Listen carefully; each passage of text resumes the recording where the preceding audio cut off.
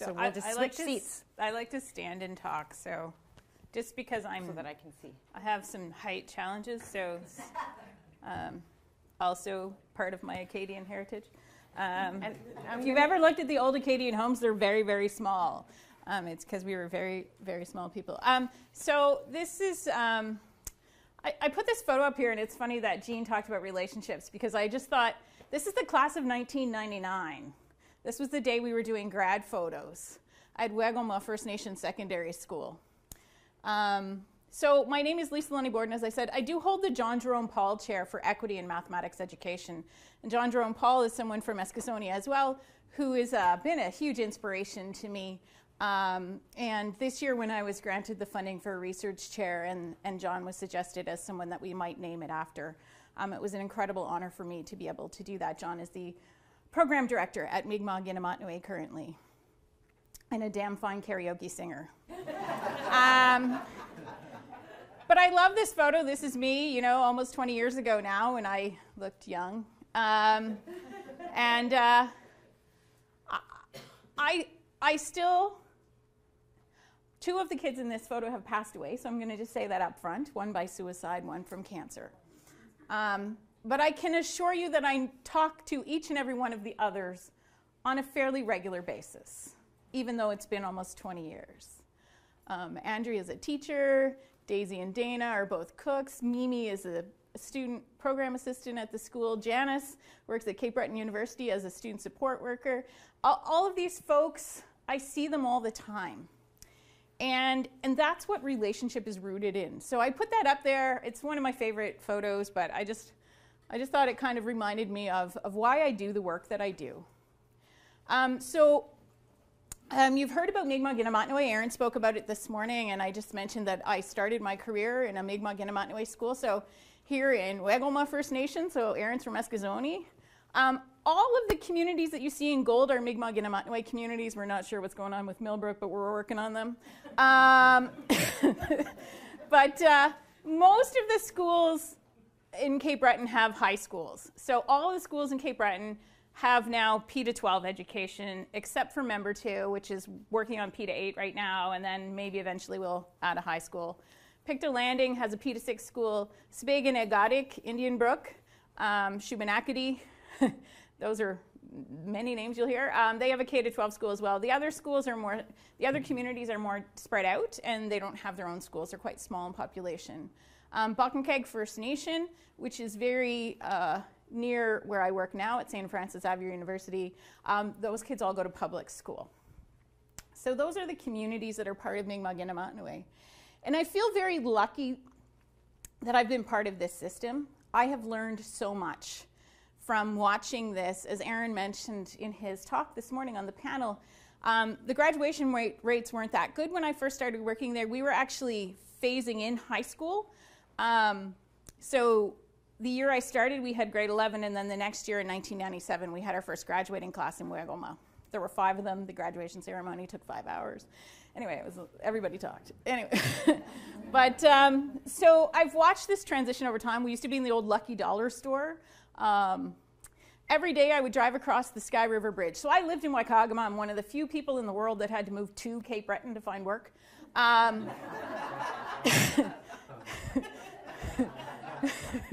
It's true, right? I mean, so I lived in what we call Hamig, or the village, and I drove across this Sky River Bridge, and the school was right about here. Now there's a Tim Hortons there. The school's up behind there. If only there'd been a Tim Hortons when the school was there, that would be great. But this bridge was the widest bridge in the world, because when I was in the village in Hamig, I would hear people saying some of the most awful things about the community. But that community was one of the places that I felt more at home than anywhere else in the world.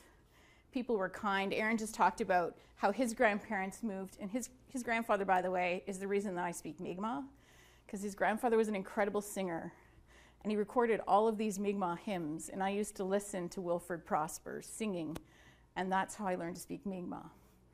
But during 40s centralization, this community also was forced. Many people were forced to move to Eskasoni. But there were 6 families who stayed. And one of the things that I heard about Wagglemal right from the beginning was about the 6 families who stayed and the courage that they had to kind of keep the community alive, even though it often meant that their kids had to go to residential school.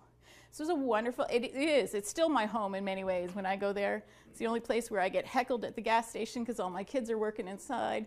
But this is what Aaron was talking about with the graduation rates, right? The graduation rates are about 90% now, and that's consistent. Right across most of the schools, they average between 85 and 90% every year. And it's not that these kids aren't going on to achieve. Look at that guy, right? And there are all kinds of kids. What we know is that there's actually so many students from Mi'kmaq and Inuit schools pursuing post-secondary education that we have created a new problem in that there's not enough funding for kids to pursue post-secondary education. It's a good problem to have. Getting the government to understand that is a whole other... So not only are kids graduating from school, but they're going there every day. Why? Because they're places where they belong. They're places where they feel at home. I remember after I wrote my master's thesis, I was going to present my work, and I said to my class, you know, what makes our school different? Like, we use the same textbooks and curriculum and stuff, but what makes our school different? And this one kid looked at me and he said, "Miss, it's home." And I thought, well, shit, there's 278 pages that I could have just wrote in that one sentence. Right? Like, so, sorry. I shouldn't be cursing when I'm speaking. Oh, my mother would be so upset with me right now. So there's lots of things going on. So in my little bio, or in the little thing, it said I'm the creator of Show Me Your Math. I'm not. I was with people. I may have been the first person to say the words. It was a collective of people, including Aaron's former principal, Noelle, myself, Dave Wagner, and other teachers who got involved in Show Me Your Math. But there's all kinds of things that go on in numeracy. There's math leaders in the schools, coaches. There are over 150 Mi'kmaq teachers teaching in the Mi'kmaq and Namatnawe system who have BEDs and are working on MEDs, or some of them have MEDs, and some are working on PhDs. And so there's all kinds of support going on.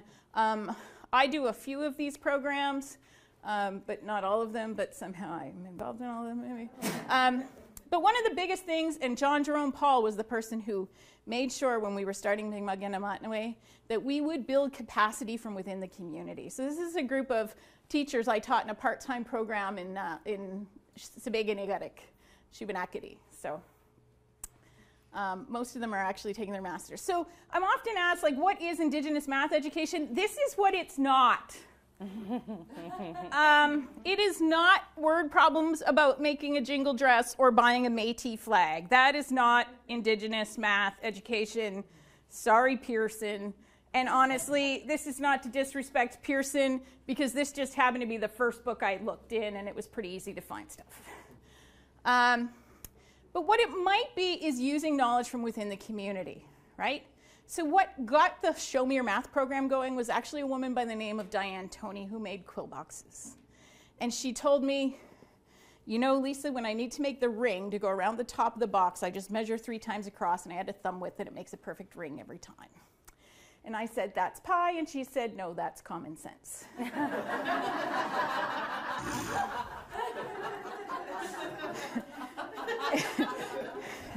Which was really often what, yeah, because she didn't see anything in school as common sense, really. I've seen an elder from Aaron's community, his principal's dad, actually, Ernest Johnson, used the same strategy when making a drum, and it's 3 and a hand width, and he kind of did this, you know, like to get it. Because there's values in the community about what is enough and only using enough. We've had projects over the years as part of Show Me Your Math where kids, you know, designed baskets to learn about economical containers. And as they learned, the elders knew it already. They had to do all the math. We've done things like making canoe paddles and baskets and birch bark biting. This was very cool because Elder Josephine Peck taught me about this and then made me go learn about it, and then I taught it to some kids at school, and now it's caught on it and it's coming back, and every time we do it there's a new story, right? Someone tells a new story about something they know. We've had public schools do inquiry projects like the math of eels, right, and understanding eels. We had one school where they did a project called Show Me Your Language, and they looked at traditional languages of Gaelic and Mi'kmaq and saw that they both had shared experiences. These two communities that are quite near one another but really had never talked. The kids didn't talk about those things, and suddenly there was this whole new experience coming for them. We've done water security as an investigation with schools. This is the water coming out of the tap in Buttleadek First Nation, where Aaron's grandparents are originally from. And at that school, we've actually done inquiry projects in water security, and the teacher's doing it again this year. But cultural contexts, in my opinion, are not enough. So one of the things that I have really learned is, it's a word called Onluidasink, our people's ways of knowing. So Mi'kmaq ways of knowing. And that became really apparent in the research that I did for my doctoral work. So when we really started talking about the knowledge that could come from language and values, right? The show me your math stuff, it's this cultural connections, but there's all this other stuff, that ways of knowing, language, values, all really, really important. So it might look like Mi'kmaq is a verb-based language, so words are verbs mostly. And so everything's in motion, right? So it might look like, instead of talking about transformations of quadratic functions that are translations and rotations and it might say, hey, today we're going to look at a parabola and move it around. We're going to slide it up and down and side to side, make it skinnier, flip it over, right? How do we do that? When we learn it, we name it. Or about a minute and a half. About a minute and a half? Yeah. I'm going to be fast. So it might mean, like, instead of asking what's the slope of the equation, you might say, how's the line changing, right? It might mean, with like little kids that I had, they talked about prisms and pyramids as forming into a triangle. There is a Mi'kmaq word that kind of means that. It's called Ginisquigiach. It means forming into a point, right? An elder once told me that there's not really a word for flat, but the bottom of the basket could sit still. That's what these kids talked about.